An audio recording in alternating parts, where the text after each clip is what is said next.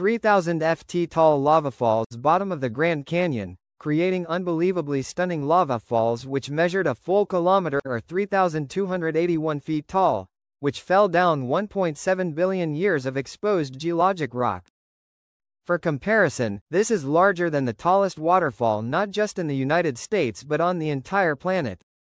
And while today there are no active lava lakes, no degassing vents, and no frequent earthquake swarms, this field will certainly erupt again in the future, with the sheer number of geological young lava flows that cover certain areas of the Grand Canyon's north and south rims being proof of this.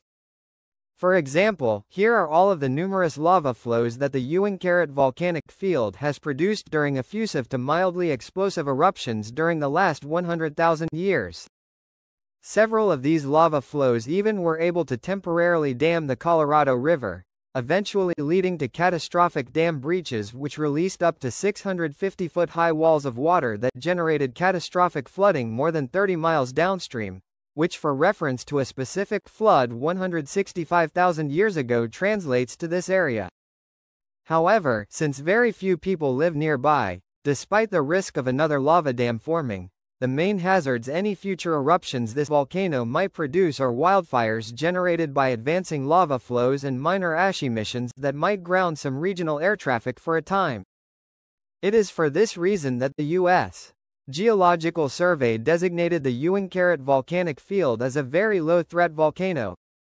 As a whole, this fascinating active volcanic field can be found primarily on the north rim of the Grand Canyon approximately 110 miles northwest of the city of Flagstaff, with river exposures of volcanic products being seen between mile markers 178 and 188 of the Colorado River.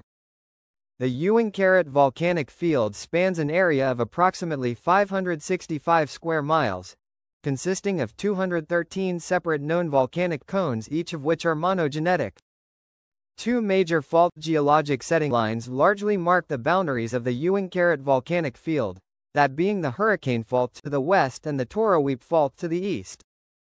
Both of these lengthy fault lines are theoretically capable of producing magnitude 7 earthquakes, but in the case of the overall volcanic field represent paths of least resistance for magma to intrude into, possibly related to lithospheric drip which uplifted the Colorado Plateau.